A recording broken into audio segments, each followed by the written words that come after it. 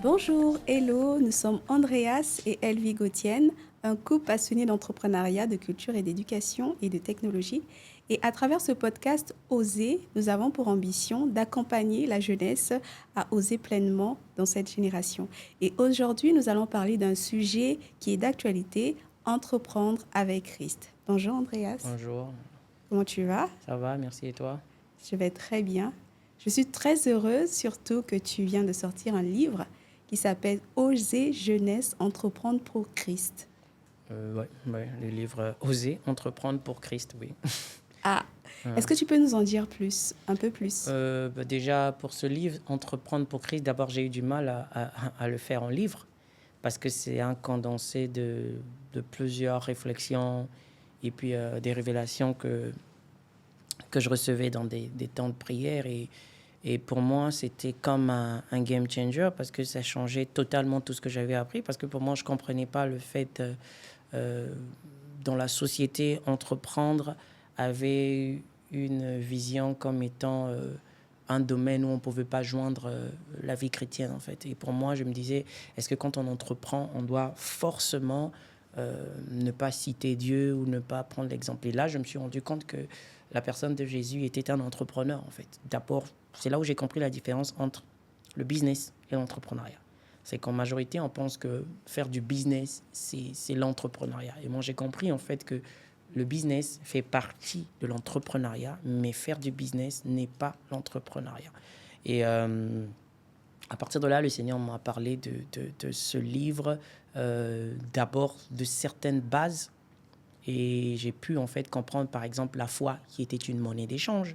Par exemple, que nous n'avons pas seulement la capacité d'entreprendre pour créer, générer de l'argent, mais qu'aussi entreprendre, c'était une attitude, un mindset, une façon de vivre, une façon d'agir en fait. Et Dieu a besoin que des entrepreneurs, surtout des jeunes, puissent entreprendre dans des secteurs pour pouvoir en fait étendre son règne en fait. Voilà. C'est beau ce que tu dis, que l'entrepreneuriat, cette vision de l'entrepreneuriat qui consiste à étendre le règne de Dieu au-delà de la sphère Église. Oui. Et ça, c'est très beau. Et j'aimerais savoir concrètement, comme tu as pu l'évoquer, tu as parlé de la différence entre le business et l'entrepreneuriat. Concrètement, aujourd'hui, je suis jeune. C'est quoi entreprendre pour Christ? Mais déjà, tu vois que la majorité des grands, des pays qu'on peut dire les grands de ce monde, ce n'est pas les gouvernements qui font la puissance de ces pays. Ce sont les entrepreneurs au travers des solutions qu'ils ont créées. Cela a donné de la capacité d'élévation à ces pays. Quand on voit par exemple les États-Unis, on se rend compte que ce sont les GAFAM ou ces grandes entreprises-là qui drive en fait le temps en fait. Aujourd'hui avec la Chine, l'intelligence artificielle, on voit que les entrepreneurs dans des pays vont créer des solutions. Ces solutions vont dominer des secteurs et ces secteurs-là vont être des secteurs qui, en fait, donnent la force, en fait, à ces pays-là de décision. Et donc, on se rend compte que lorsqu'on est entrepreneur, on a une responsabilité de pouvoir représenter l'autorité ou de pouvoir implanter la puissance de son État au travers le monde, au travers donc des utilisateurs ou des consommateurs des produits que l'on apporte. Et lorsqu'on voit le royaume des cieux, c'est ce royaume-là où les ambassadeurs, donc les enfants de Dieu, doivent aller partout, faire des nations, des disciples, pour Christ, mais aussi emmener le règne de Dieu dans différents secteurs. Donc c'est l'entrepreneuriat. C'est comme si on ouvrait des franchises de territoire en territoire pour représenter la firme. Et donc c'est la même chose que j'ai compris. Et dans le domaine, par exemple, de la santé, dans le domaine de l'éducation, dans le domaine de la technologie, dans le domaine de la mode. Là, d'ailleurs, on va en parler quand le Seigneur nous a parlé des 5 domaines où Jésus lui-même, il est Investi. investisseur. Parce qu'on se dit, Jésus dit dans Matthieu 25, il dit, j'ai eu faim, vous ne m'avez pas donné à manger, j'étais malade, vous ne m'avez pas visité. Il dit, quand est-ce qu'avons-nous vu avoir faim? Il dit, quand vous aurez fait ça, de mes enfants au plus petit, c'est à moi que vous aurez fait. Donc, entre-temps, c'est comme si Jésus était en train de lui dire que quand vous donnez à manger à ceux qui ont faim, quand vous donnez à boire à ceux qui ont soif, c'est à moi que vous êtes en train de le faire. Mais on va voir que manger et boire, c'est quel secteur? c'est l'agroalimentaire. L'alimentaire. Et quand tu vas voir que les grands de ce monde, ils investissent dans le secteur de l'alimentation. Il dit, j'étais malade, vous ne m'avez pas visité, ou j'étais en prison, vous m'avez pas visité, tout ça. On se rend compte que c'est quel secteur? L'hospitalité, Voilà, le tourisme. exactement. Donc, ça veut dire qu'il y a des secteurs dans lesquels, qu'on le veuille ou qu'on ne le veuille pas, il y a déjà la grâce de Dieu pour pouvoir aider les personnes qui sont dans ces domaines. Mais qu'est-ce qui se passe aujourd'hui? La jeunesse, aujourd'hui, on a un problème d'éducation. Qu'on le veuille ou pas, on a un problème d'éducation. Mais chaque fois que quelqu'un apporte une solution à un problème, comme la nature a horreur du vide, les gens sont obligés de consommer. Et donc, vous allez voir qu'avec, tu sais, avec la loi des 20-80, 20% de la population mondiale domine les 80% autres de la population mondiale. Mais est-ce qu'on peut dire que la jeunesse chrétienne se trouve dans ces 20%? Non. Pourquoi? Parce que peut-être qu'on n'a pas un plan. Et on va voir, par exemple, avec le Japon ou bien la Corée, ils ont eu un plan où ils ont pris des enfants, des enfants de plus de 3 ans. Ils ont fait un programme durant 20 ans pour les envoyer dans d'autres pays étrangers pour pouvoir aller s'acquérir de la culture, de la connaissance, de l'éducation dans certains domaines et puis revenir plus tard pour pouvoir maintenant conduire ces secteurs-là. Et on se rend compte qu'on a ce problème-là dans l'Église. C'est que nous ne voyons pas quelle est la projection. Pourtant, on connaît les prophéties. On sait ce qui va se passer. On connaît les périodes où là, on a l'horizon 2030. Quel est le plan que nos systèmes ecclésiastiques ou nos systèmes des ministères des églises ont pour la jeunesse, pour que dans les prochaines années, on puisse avoir des docteurs, des ingénieurs, qu'on puisse avoir des influenceurs, qu'on puisse avoir des community managers chrétiens onctionnés pour pouvoir supporter ou conduire l'onction que le Seigneur va envoyer pour conduire les personnes dans cette période-là. Et c'est la même chose, on voit avec Moïse, comme je le disais la fois dernière, que Moïse, quand il est berger, il arrive au mont Horeb. Le Seigneur lui dit, rentre dans ce lieu, enlève tes sandales, lui donne le bâton. Lui onctionne ce bâton. C'est le même bâton que Moïse avait quand il faisait son métier séculier, donc berger. Mais c'est ce bâton-là que le Seigneur a utilisé pour se transformer en serpent face à Pharaon, donc les mages de Pharaon. Et même pour frapper sur le rocher, pour que le rocher puisse faire sortir de l'eau, et même séparer la mer en deux. Donc ça veut dire que chacun de nous avons un bâton. Ça peut être le domaine séculier qu'on a, ça peut être l'écriture pour toi, ça peut être la caméra pour quelqu'un, ça peut être un ordinateur, ça peut être la musique, la voix. Chacun de nous a un don, un talent qu'on utilise dans le monde séculier, mais que le Seigneur va utiliser lorsqu'on le rencontre pour pouvoir séparer la mer en deux, pour pouvoir faire couler de l'eau sur le rocher, pour pouvoir montrer que Dieu est capable de faire dans un secteur. Et donc, le livre, en général, il parle de ça, c'est entreprendre pour Christ. Pas seulement avec, mais pour Christ. Pour les raisons du royaume des cieux. Donc, en général, c'est de ça que le livre parle. Oui, je retiens 2 choses dans le développement. C'est que quand tu parles des églises qui, organisées en ministère, ont un plan pour la jeunesse, c'est comme ce que l'on voit... un État dans un État. En fait, les représentations, les églises sont des États dans un État. Exactement. Qui ont un plan aussi pour influencer et pour faire étendre le royaume de Dieu en dehors du fait de gagner les âmes de manière classique, campagne d'évangélisation. Il y a aussi cette structuration autour pour accompagner la pépinière, donc la jeunesse, pour aller influencer les domaines par l'entrepreneuriat. Oui, mais moi, je ne voudrais même pas dire pour la pépinière. En fait, la jeunesse, elle est actuelle. Elle vit actuellement. C'est comme dans une famille, on a un père, on a des enfants, mais ces enfants-là, ils vivent. On ne va pas dire demain, parce qu'on a souvent tendance à croire que la jeunesse, c'est demain. Non, la jeunesse, c'est aujourd'hui. Ce n'est pas demain, la jeunesse. La jeunesse est en train de vivre une période, une époque, et de toute façon, les statistiques montrent que dans nos églises, il y a majoritairement de jeunes. Donc, ça veut dire que l'influence, elle est même là, en fait. Et il faut avouer, aujourd'hui, quand les églises utilisent les réseaux sociaux, on ne va pas dire que ce sont les patriarches qui maîtrisent ça, ce sont les jeunes qui maîtrisent. Et le point qu'il faut pouvoir comprendre, c'est qu'une église, c'est vraiment une bâtisse, c'est une organisation, c'est vrai, mais une église a des membres à l'intérieur de ses membres. Et ces membres-là ont des actions à faire, ont des attentes que Dieu a pour eux. Donc, ils doivent être en action. Ce n'est pas, on va dire, on va les occuper ou on va les... Non. ils ont un secteur qu'ils doivent pouvoir influencer. Et pourquoi moi, j'ai vraiment ce battement de cœur pour la jeunesse? Parce que quand le Seigneur m'a mis ce battement de cœur pour les jeunes, moi, à un moment, je me disais, mais les jeunes, c'est pas crédible. Tu vois, je me disais que les jeunes, c'est pas crédible. Mais dans les prophéties, on dit qu'au dernier temps, les jeunes auront des visions. Dans les prophéties. Et on se rend compte que depuis quelques années, quelques dizaines d'années ou à peine, on se rend compte que les milliardaires sont de plus en plus jeunes. On se rend compte que la jeunesse dans le monde, c'est ceux qui sont en train de donner le temps à l'humanité. C'est comme si c'est eux qui donnaient le rythme. Donc, on se rend compte d'une chose, qu'en fait, être jeune, ce n'est plus seulement une question d'âge, c'est une question de mentalité, le mindset de la jeunesse.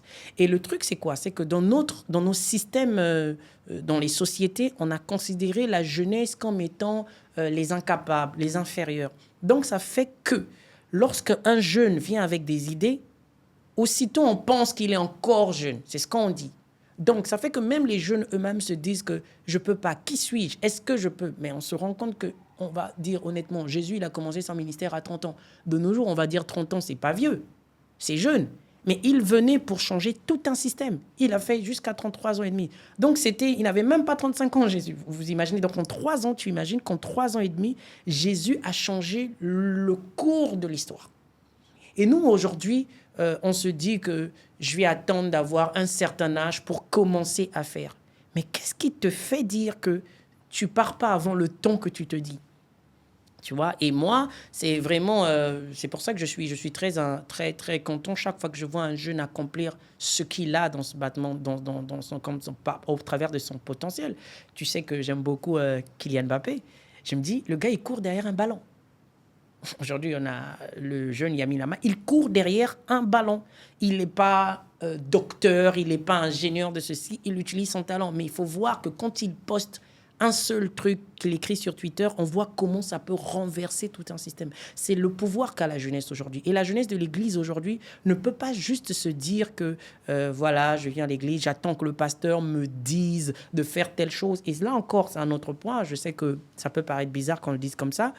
Mais les pasteurs sont des bergers. Ils conduisent un troupeau, c'est vrai. Les jeunes sont aussi des pasteurs pour leur secteur. C'est ce que je veux dire. Donc, il faut comprendre que si on ne considère pas que la jeunesse est une richesse, que la jeunesse est un avantage, que la jeunesse est une arme, on va toujours être consommateur et non producteur. Donc, moi, je pense que c'est l'un des problèmes qu'on a, c'est que aujourd'hui, quand on voit un modèle dans les différents secteurs de la jeunesse, on va se rendre compte que peu de modèles sont chrétiens. Et c'est lorsqu'on parlait, nous, on est entrepreneurs, on fait beaucoup de choses, mais on réalise des fois que quand l'Église parle d'entrepreneuriat, c'est plus nos pères, c'est plus des... Il y a rarement de jeunes qui se lèvent, qui parlent d'entrepreneuriat, alors que dans le monde séculier, on a des entrepreneurs de 22 ans, de 24 ans, de 30 ans, mais ils agissent. Et pourquoi dans l'Église, on n'a pas des jeunes qui entreprennent? Et l'entrepreneuriat, on pense que c'est comme je disais, on parle de l'autre podcast, c'est pas toujours par les business. L'entrepreneuriat, c'est entreprendre une action. C'est aller dans un secteur. Et toi, tu aimes le dire qu'entreprendre, c'est entrer et prendre un territoire. Donc, c'est ce que Dieu nous a dit. Allez, faites de toutes les nations les disciples. Donc, moi, je pense qu'on devrait considérer l'entrepreneuriat comme étant un secteur de changement, un domaine de changement, parce qu'un entrepreneur est celui qui apporte une solution à une problématique. Et c'est ce qu'est le chrétien. C'est apporter la solution. La Bible dit Jésus allait de lieu en lieu faisant le bien. Et quand on voit en généralité, Jésus lui-même, c'était un créateur. On dit qu'il était charpentier, mais c'est quelqu'un qui prenait une histoire, qui l'a retransformée, qui l'a changée. Et l'entrepreneur, c'est ça. L'entrepreneur, il rencontre un problème, il apporte la solution au problème par le mindset qu'il a reçu, et il poursuit que cette solution puisse être pérenne et que tout le monde puisse pouvoir consommer cette solution. Et c'est ce que Jésus fait, en fait. Il vient en nous, il voit ce qui a été cassé, il le retransforme, il guérit, et il permet que nous puissions aller faire aussi les mêmes choses. Donc pour moi, je pense que l'entrepreneuriat ne se limite pas qu'au business, et que je pense qu'il doit avoir une génération des jeunes consacrés, entrepreneurs, pour Christ, donc pour le royaume des cieux. Voilà. Alors, moi, j'aimerais bien que l'on puisse un peu le dire de manière concrète. Okay? On sait ce que c'est que l'entrepreneuriat. C'est quand on dit d'entreprendre dans le domaine séculier, c'est d'avoir un produit ou un service que l'on propose pour résoudre une problématique donnée ou par rapport à un territoire en échange de finances. Voilà, donc ça, c'est ce que l'on dit entrepreneur de manière séculière. Mais quand on le transpose avec Christ, en quoi ça concerne concrètement? Est-ce que c'est toujours la même formule ou avec Christ, il y a d'autres paramètres? Déjà, sur la base avec Christ, c'est savoir que lorsqu'on est déjà enfant de Dieu et qu'on a reçu le mandat pour lequel on a été sauvé, on a la mission. Pourquoi? Quel est le secteur dans lequel Dieu m'appelle? Ça, c'est déjà la chose pour laquelle, la base en fait, qu'on doit savoir. Dieu m'appelle dans l'éducation, Dieu m'appelle dans l'innovation, Dieu m'appelle dans les finances, Dieu m'appelle dans tel secteur. Sachant que je suis appelé dans tel secteur, je dois aller sur la base de qu'est-ce qu'il me faut pour agir dans ce secteur. Tu sais, avec Moïse, le Seigneur disait qu'il avait oint les fils de sagesse, d'intelligence et de savoir-faire. Il y avait ces trois dimensions, la sagesse, l'intelligence et le savoir-faire. La sagesse, aujourd'hui, c'est ce que le Saint-Esprit peut nous révéler une solution à un problème, c'est-à-dire que je veux trouver le moyen, par exemple, de résoudre un problème. J'ai la sagesse. L'intelligence va être la façon que je vais faire pour que cela devienne. Donc, si tu veux, l'intelligence, c'est la science. Parce que la Bible dit que l'intelligence sera accrue au dernier temps. Et on voit aujourd'hui, avec l'intelligence artificielle, on voit que l'intelligence, c'est comment la chose se fait. Et le savoir-faire, c'est la pratique dans la chose. L'expertise, le côté où on façonne le produit. Donc, il y a l'idée, il y a la méthode et il y a la pratique dans le produit. Donc, tu vois que quand tu vois ça, tu comprends que c'est une démarche pour les entrepreneurs. Et loin de sagesse, d'intelligence et de savoir-faire, c'est apporter la solution à un problème, comme je le disais tantôt tout à l'heure. Et ce que tu dis avec Jésus, c'est qu'il faut savoir que Christ doit être reflété dans tout ce que l'on fait. Trouver une solution innovante à un problème dont les gens n'avaient pas imaginé, c'est la créativité. Cet esprit qu'on a de « tiens, j'ai trouvé c'est ingénieux de trouver ». Mais c'est le Saint-Esprit. La Bible dit qu'au commencement, l'Esprit de Dieu se mouvait au-dessus des eaux. La terre était informe et vide. Il n'y avait pas de forme en quelque chose. Une idée est venue et ça donnait la forme à l'humanité. Dieu a parlé et voilà, on a tout créé. Aujourd'hui, on a des difficultés, je veux dire, dans nos églises d'évangéliser. On a des problèmes dans nos sociétés. On a des problèmes dans le domaine de la maladie et de la santé. On a tellement de problèmes qu'en fait, les chrétiens devraient apporter la solution. On ne devrait pas juste prier du matin au soir, mais on devrait prier pour recevoir l'idée et aller exécuter pour apporter la solution. D'ailleurs, tu vas voir qu'avant, l'Église, c'était ça. L'Église était partenaire des gouvernements. Les hommes de Dieu venaient dire au gouvernement ou au royaume ce que Dieu disait de la part. C'est ce qui doit se faire aujourd'hui. Mais aujourd'hui, on a l'impression que l'Église est dans son coin, les gouvernements sont dans leur coin, et quand ça dégénère, il est difficile de trouver qu'est-ce que Dieu dit réellement. Et tu sais, en secret, toi et moi, je suis très, très, très souvent choqué lorsque l'Église dépense beaucoup, des centaines de millions pour construire des églises, des temples. Je ne suis pas contre, mais quand je vois qu'on ne construit pas des écoles, quand je vois qu'on ne construit pas des hôpitaux, quand je vois qu'on ne construit pas des systèmes pour pouvoir apporter des solutions aux problèmes, moi, ça me choque des fois parce que dans des églises, des fois, on a des personnes qui veulent trouver leur voie, là, mais qui ne trouvent pas le moyen de pouvoir déjà se mettre sur la voie. Pourquoi? Parce qu'ils n'ont pas des modèles. Et il est rare de trouver des modèles aujourd'hui. Donne-moi un modèle scientifique d'un chrétien que tu connais qui est assez influent. Mais je suis sûr qu'il y en a. Louis Pasteur. Comment? Louis Pasteur. Oh, Louis Pasteur, il était scientifique, il était un chrétien. Ça date aussi. de combien de temps? Dans les finances, on en a quelques-uns. Dans l'immobilier, dans la mode. Mais je suis sûr qu'il y en a. Pourquoi il n'y a pas cette visibilité? Parce que peut-être qu'on pense que mélanger l'entrepreneuriat avec l'Église, c'est quand on parle d'argent. Et là, je veux juste répondre sur ce que l'argent n'est qu'une monnaie d'échange. Quand on voit à la base, où on parlait que comment aujourd'hui le dollar arrive à être la monnaie puissante ou cette monnaie qui est influencée par la puissance des États-Unis. Le fait que les États-Unis ont été puissants, ils ont imposé le dollar. Et cette monnaie est devenue une monnaie supérieure. Pourquoi? Parce que le pays qui donnait la présence de cette monnaie dans tous les autres pays ou bien dans le système économique était puissant. Donc si aujourd'hui les chrétiens ne sont que consommateurs, les chrétiens ne produisent pas, les chrétiens ne sont pas ceux-là qui ont la domination dans un secteur, qu'on le veuille ou pas, nous resterons consommateurs. Et celui qui te nourrit a la capacité d'influencer ta santé d'une façon comme ça. Si on t'habille, moi je me souviens, des fois je cherche des vêtements pour toi quand je veux te faire des cadeaux, mais des fois je suis un peu frustré parce que tout est straight corps, serré, des fois, voilà, t'as pas le choix en fait. Tu vas laisser les enfants suivre un dessin animé, t'es même pas sûr que dans le dessin animé, totalement, il y a des valeurs. Mais où sont les chrétiens dans l'industrie du cinéma? Où sont les chrétiens dans l'industrie du textile? Où sont les chrétiens dans l'industrie de la nutrition ou bien, voilà, même de l'aviation? Donc en fait, ce que j'essaie juste de dire, c'est qu'on ne peut pas avoir le Saint-Esprit, la puissance la plus grande de l'univers. On ne peut pas avoir cette arme-là et ne pas pouvoir montrer qu'on est puissant. Imagine un État qui est fort en nucléaire. On a peur de cet État. Donc, les chrétiens ayant le Saint-Esprit qui a la capacité de ressusciter les morts, qui a la capacité de refaire pousser des jambes, qui a la capacité de donner de la vie et être consommateur, dépendant, pour moi, il y a des choses qu'on n'a pas compris. Or, la jeunesse est la génération qui peut facilement faire ce lien entre la société, Dieu et tout simplement l'influence. J'aime bien l'image que tu as donnée tout à l'heure en parlant de Moïse qui est avec son bâton, qui le bâton de berger que Dieu a oint pour justement être le bâton de Dieu. Ça représente aussi parfaitement en fait l'entreprise montée par un chrétien. Elle peut suivre les codes, la structuration séculière, mais qu'elle doit se souvenir par-dessus tout, il y a l'onction de Dieu sur cette entreprise-là. L'onction de Dieu revient à dire que nous ne sommes pas propriétaires de cette entreprise, mais nous sommes des intendants. C'est-à-dire que quand le Seigneur va dire à Moïse, lève ton bâton, il va lever, ça va séparer la mer en deux. Ça peut être l'entreprise qu'on a, qui est dans telle activité. Le Seigneur te dit, avec ça, fais cette chose, que cette chose va justement atteindre les buts et objectifs de Dieu.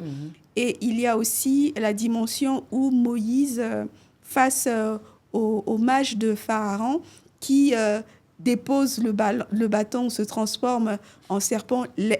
Ceux des mages de Pharaon aussi se transforment en serpent, mais la différence a été que celui de Moïse était plus fort, plus puissant. Pourquoi? Parce qu'il y avait, au-delà de l'aspect naturel, il y avait l'aspect spirituel qui était Dieu, en fait, par derrière. Et pour emmener cet aspect spirituel dans l'entrepreneuriat, quand on entreprend avec Christ et pour Christ, quelles sont en fait les choses à faire pour avoir toujours conscience que notre entreprise ne nous appartient pas, nous en sommes que des intendants et que nous avons des comptes à rendre à Dieu. Je vais prendre un exemple, je suis un entrepreneur et j'ai des taxes ou des impôts à payer qui me coûtent les yeux de la tête et je dis oui, je vais falsifier les documents. Est-ce que tu vois un peu ce que je veux dire? Je vois ce que tu veux dire. Il y a la dimension naturelle que tout le monde fait, mais il y a la dimension spirituelle aussi parce qu'on est enfant de Dieu. Comment concrètement on se souvient de ça? Bon, mais déjà, comme tu es en train de le dire, bon, pour le côté falsifié, ça déjà, c'est des choses qu'on n'a pas besoin d'être chrétien pour savoir qu'on ne doit pas le faire. Donc, oui, c'était un exemple juste. Donc ça, en fait, il y a des choses pour lesquelles, des fois, on a l'impression de dire oui, parce qu'on est chrétien, ça, on ne fait pas. Oui, mais ça, c'est déjà à la base, ça, c'est des choses qui doivent être normales, en fait. Pour moi, je pense que c'est déjà ça. Et moi, j'allais beaucoup plus dans le volet de pouvoir être un pion sur lequel Dieu peut compter pour l'humanité. C'est beaucoup plus sur ce côté-là. Parce que les changements se font, les changements s'opèrent tous les jours. Étant chef d'entreprise, on a un plan pour nos entreprises pour les 3, les 4 ans, 5 ans à venir. Dieu a un plan pour l'humanité. Dieu a un plan, c'est pour ça qu'il envoie Jésus à une certaine période, c'est pour ça qu'il sait qu'à telle année, il y aura telle personne. Dieu a un plan, en fait. Et sur ce plan-là, nous devons considérer que les entreprises que l'on monte ne doivent être pas juste des entreprises parce qu'on veut payer nos factures, parce que de toute façon, Dieu, il prend soin de nous. Tant en entreprise ou pas, tu peux être, quand on dit oser, on ne dit pas aux gens de devenir entrepreneurs forcément. On peut être en entreprise et être entrepreneur, ou, voilà. Mais moi, je partais dans l'aspect où on doit comprendre que notre présence sur Terre à une certaine période, à un certain temps, est prévue pour Dieu pour faire des choses. C'est ça, en fait, où moi je vais. Et la jeunesse est cette génération en ce moment qui est favorable, en fait, pour pouvoir faire accomplir des choses. Donc, pour revenir sur ton point, c'est que lorsqu'on voit, le mal existera toujours, hein, comme le bien va toujours exister aussi, mais c'est de voir qu'est-ce qui domine. Qu'est-ce qui domine? Aujourd'hui, on voit que c'est devenu les systèmes des 10%, le système ou falsifié, où les gens le font beaucoup. On se dit que non, on ne doit pas le faire. Oui, on ne le fait pas. Mais on se rend compte que ceux qui réussissent, la majorité, le font. Donc, quand quelqu'un vient, il se dit, mais comment je vais faire pour réussir sans le faire? C'est pour ça que je disais qu'il faut qu'il y ait des modèles, en fait. Et c'est pour ça, qu'il y ait des modèles, il faut qu'il y ait des gens qui osent. Donc, des gens qui vont dire, Seigneur, moi, je te fais confiance.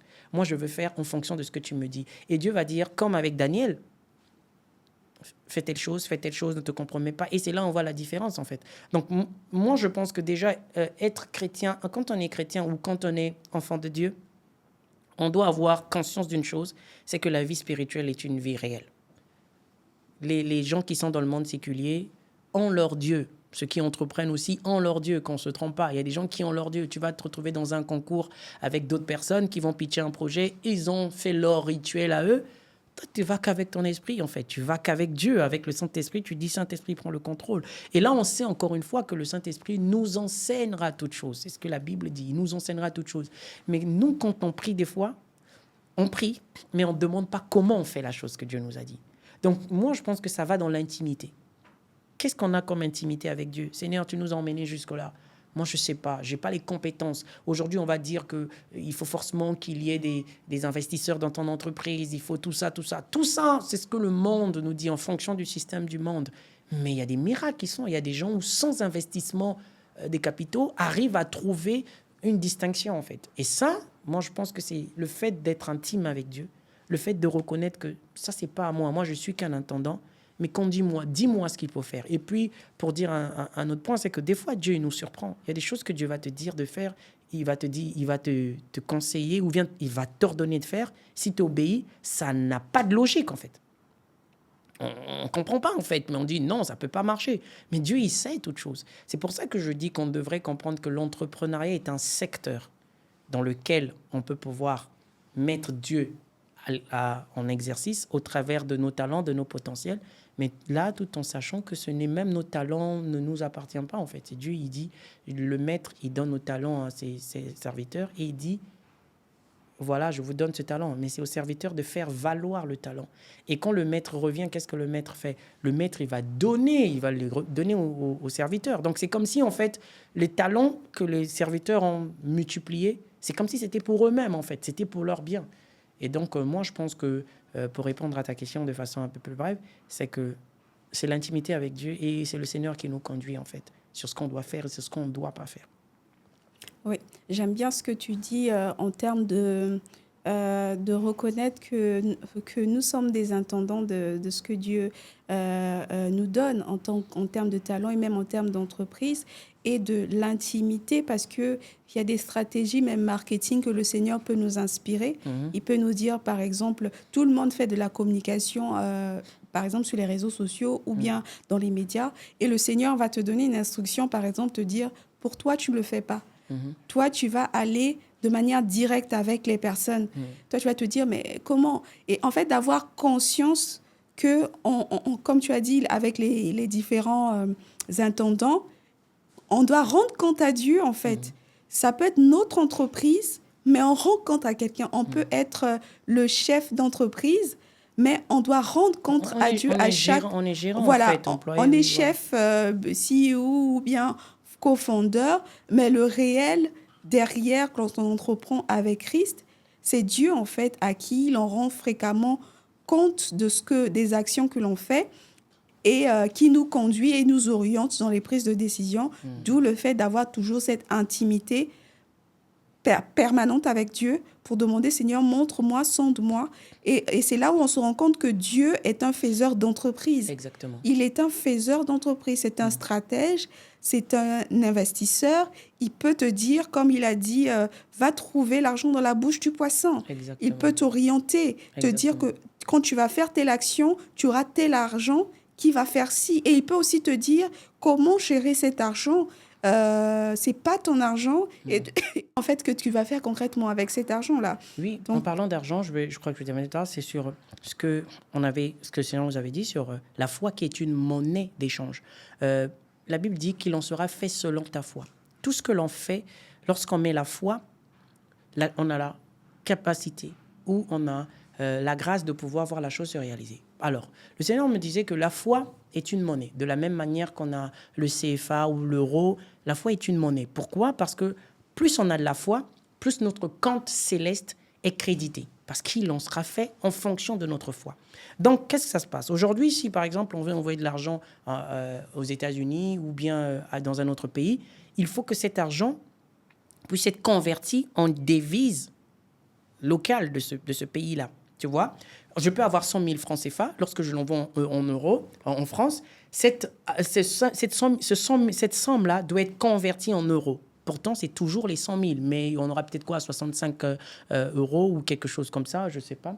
Mais qu'est-ce qui se passait? Le Seigneur m'expliquait en fait que lorsqu'on a l'idée de faire un business ou d'apporter la solution à un problème, lorsqu'on a la foi pour résoudre ce problème-là, notre compte est accrédité. Mais nous, on veut la chose en espèces. On veut en physique. Je dis que je veux prendre un local. J'ai besoin de prendre un nouveau bureau, des locaux pour créer quelque chose ou pour vendre, pour résoudre un problème. Déjà, là, il faut qu'on comprenne que l'entrepreneuriat, comme on l'avait dit, ce n'est pas du business, c'est pour résoudre un problème. Et sachant que cet argent-là, je dois l'avoir pour payer le local, mais comme j'ai la foi que j'aurai ça parce que le Seigneur m'a dit que je dois m'étendre dans tel secteur pour être la lumière dans ce secteur-là, une monnaie doit être convertie.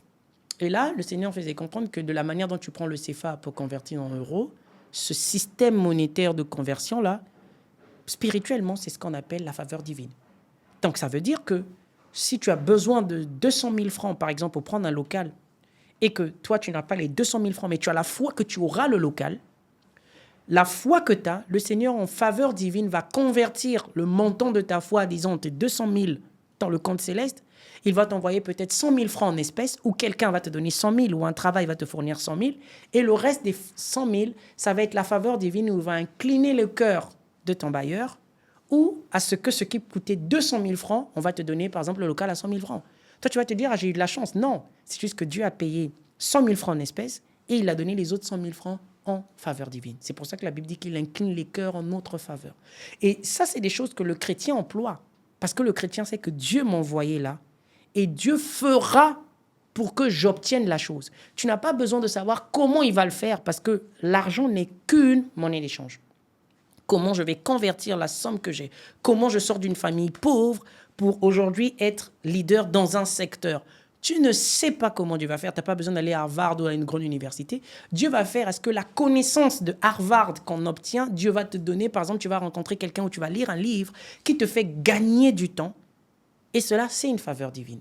Donc, il y a ça que le chrétien opère dans des dimensions qui dépasse l'entendement tout simplement de l'homme. Il va te trouver une idée que par cette idée-là, tu te mets à embaucher des gens qui ont des expériences que toi, tu n'avais pas, mais juste que toi, tu auras peut-être le leadership ou tu auras peut-être la capacité de pouvoir mieux présenter ton projet ou tu auras tout simplement une passion pour pouvoir conduire les gens là où tu veux les conduire. Donc, c'était juste pour pouvoir appuyer ce que tu disais, pour dire que lorsqu'on est dans un secteur et que le Saint-Esprit est celui qui nous conduit en fonction du plan de Dieu, Dieu trouve les moyens qui dépassent l'entendement des hommes pour pouvoir être à la place que Dieu veut que l'on puisse être. Parce que de toute façon, c'est ça, il qualifie les personnes que l'on pense qui ne sont même pas qualifiées en fait. Magnifique. Dieu qualifie les personnes que l'on pense qui ne sont pas du tout qualifiées, surtout quand ces personnes s'abandonnent à lui et lui font confiance pleinement. Et entreprendre avec Christ, c'est un acte de foi que l'on fait quotidiennement en faisant valoir ce que Dieu nous a donné, en nous rappelant que nous ne sommes que des intendants et qu'en nous rappelant, comme Jésus avait dit, va voir tel monsieur, demande-lui l'âne et qui va servir pour une mission, et se rappeler que ce que l'on fait, à tout moment, Dieu peut nous le demander, Oui, et que exactement. l'on puisse pas le retenir parce qu'on s'est tellement accoutumé au fait que oui, je suis chef, je suis ceci. Tout ce que l'on fait, on ne le fait pas pour nous, mais on le fait réellement pour la gloire de Dieu et pour être une lumière. Il y a différentes façons d'être lumière. On est lumière, lampe de chevet, lumière lampadaire, lumière. Donc, à la dimension à laquelle Dieu nous appelle à éclairer, lui faire confiance à chaque pas. Et c'est tout Exactement. ça, entreprendre avec Christ. Tu aurais Pour Christ. un mot de la fin? Moi, le mot de la fin que j'ai, c'est tout simplement que le monde attend un ardent désir, la manifestation des fils de Dieu. Le monde attend, le monde soupire. Il y a des gens autour de nous, les parents, les amis, qui ont besoin des solutions. Et le problème, c'est que des fois, nous pensons qu'il faut d'abord que l'on écoute la voix qui dit « vas-y, fais-le ». Alors que on doit tout simplement répondre juste à un besoin. Là où il y a un battement de cœur, il faut aller avec la force qu'on a, comme avec Gédéon. Va avec la force que tu as. C'est le message que je peux dire à un jeune, de oser en fait, de savoir qui on est, qu'est-ce qu'on a reçu et pourquoi on a reçu la chose. Et puis de savoir qu'on aura des comptes à rendre, parce que Dieu demandera les comptes à rendre. Qu'as-tu fait avec ce que je t'ai donné? Qu'as-tu fait avec ce que je t'ai donné? Et pour cette personne qui recherche forcément cette voix qui va lui dire, vas-y, fais-le. Dans ce podcast, vous avez écouté cette voix et c'est à vous de le faire. Je pense que Dieu vous a déjà convaincu depuis un moment et vous attendez un signal. Alors, ce podcast est ce signal pour vous d'oser entreprendre avec Christ parce que le monde attend avec un ardent désir votre manifestation, votre solution et votre partage et votre talent. Allez-y, foncez, Dieu est avec vous. Nous avons terminé pour ce deuxième podcast. Rendez-vous au prochain numéro. Surtout, n'hésitez pas de nous écrire sur nos différentes plateformes, de nous envoyer vos questions et nous nous ferons un magnifique plaisir de vous répondre dans le prochain podcast. Et on se dit, osez. À très bientôt. Vous souhaitez aller beaucoup plus loin dans votre vision de l'entrepreneuriat? Découvrez dès maintenant le livre Oser jeunesse, entreprendre pour Christ. Un livre qui traite de mindset et d'entrepreneuriat pour vous permettre d'avancer selon les principes divins. Disponible dès maintenant sur Amazon. Après avoir reçu la parole qui vous a donné de la foi pour entreprendre, passer à l'action et surtout oser. Rendez-vous au prochain numéro pour un nouvel épisode de votre podcast Oser jeunesse. À bientôt.